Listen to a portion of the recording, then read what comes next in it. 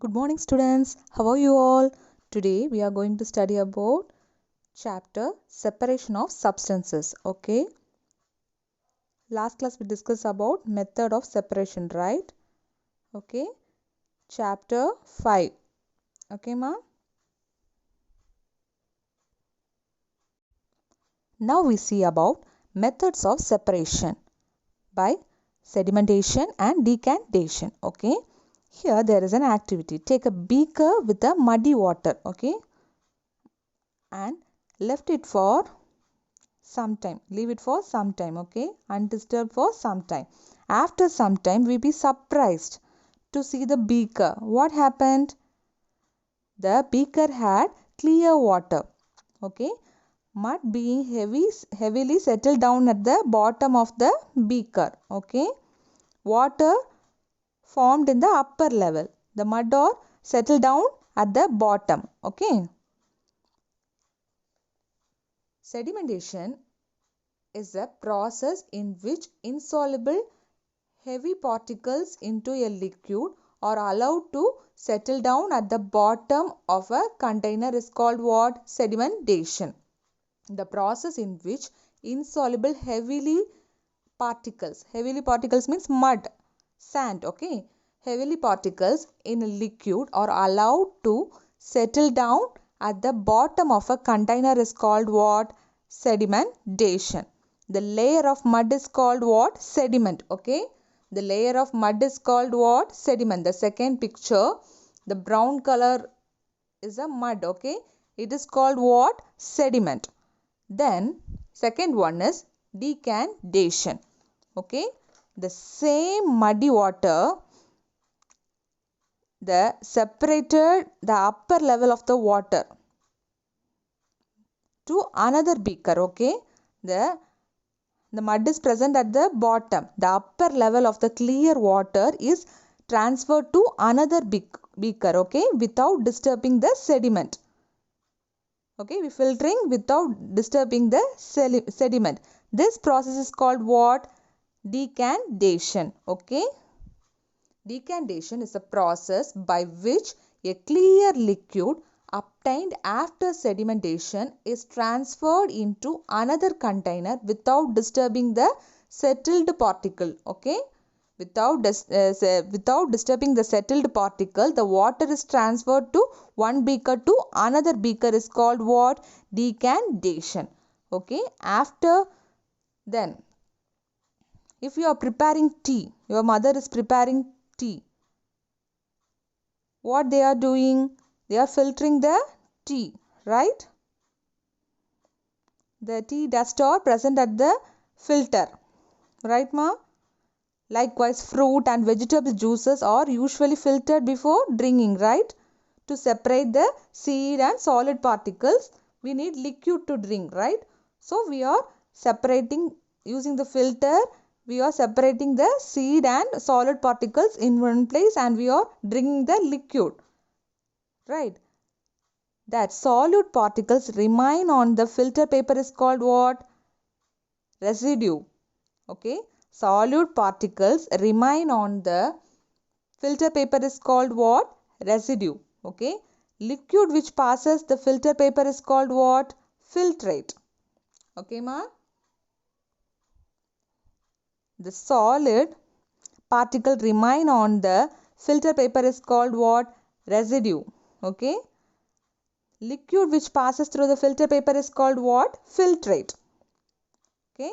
Then filtration is a process of separating an insoluble solid component of a mixture from its liquid component by passing the mixture through a filter.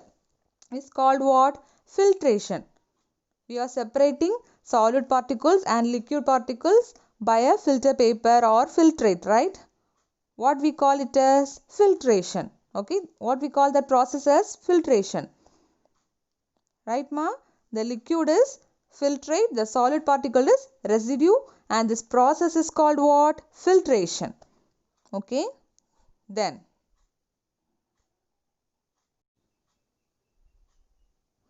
separation of mixture with more than two components. Okay, what are the components? Water, salt and sand. Okay, we are mixing water, salt and sand. Leave the mixture for a while for separate sand. Okay, then sand is heavy, so it is insoluble in water. It is settled down at the bottom. Okay, then mixture of sand can be separated by sedimentation and decantation. Okay, then salt can be soluble and completely dissolved in water. Okay, it is done through what? Evaporation and condensation. Let us study about evaporation and condensation. Okay, here also one activity. We have a mixture of salt in water. So to separate, we take a solution in a kettle and cover it with a lid. Okay, and gently heat it for some time. Heating transfers water into what? Vapor that escape from the kettle. Okay, and continuous heating, its water is converted into vapor. Until the water is converted into vapor, we are continuing the heating. This process of conversion of water into vapor is called what? Evaporation. Okay, then in order to obtain the water, hold a plate containing ice cube just above the spout of the kettle. When the steam comes in contact with the metal plate cooled with ice, it condenses and forms what? Liquid water. The water drops that you observed falling from the plate were due to condensation. When the steam comes in contact with the metal plate cooled with ice, it condenses and forms what? Liquid water.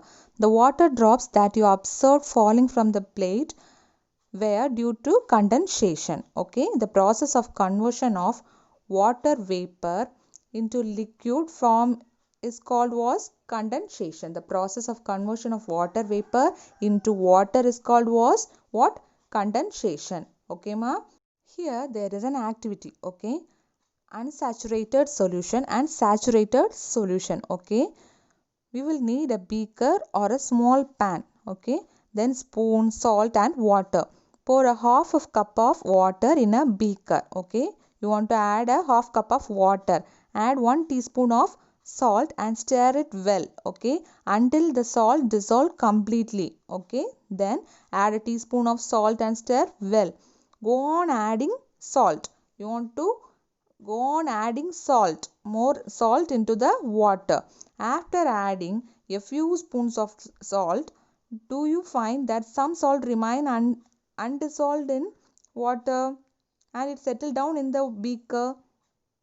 You might see. Okay, this means no more salt can be dissolved in the amount of water. Okay, we have taken the solution is now said to be what? Saturated. Okay, the solution is said to be what? Saturated. More number of salt, more quantity of salt we dissolve means it not dissolved. Okay, some salt are present at the bottom of the beaker. What we call that solution as saturated solution. Okay, the quantity of salt was more than the required to form a saturated solution. Okay, the undissolved salt would have remained mixed with the sand and could not be covered. Okay, solve her problem by using a large quantity of water. Okay, do the same process mixed with salt and solve the problem. Okay, have sufficient quantity of water to dissolve all the salt in the mixture, some way that the water could be made to dissolve more salt before the solution get saturated. Okay, then another one activity, page number 42, activity 9. Now add a small quantity of salt to the saturated solution and heat it. Okay, While stirring, it is not dissolving, right? Then we are going to heat it. Okay, what will you find? What happened? The salt will be dissolved. Okay, the deposited salt will be dissolved while heating. What we call that process as unsaturated solution. Okay, it is unsaturated solution. Let this hot solution cool. Does the salt appear to have settled at the bottom of the beaker again? No. The larger quantity of salt can be dissolved in water on heating. Okay, while heating, the large quantity of salt may be also dissolved. Okay, while stirring, it is deposited, but while heating, it is what? It is dissolving. Okay, does water dissolve equal amount of different soluble substances? Okay, that's all about today's topic. Thank you.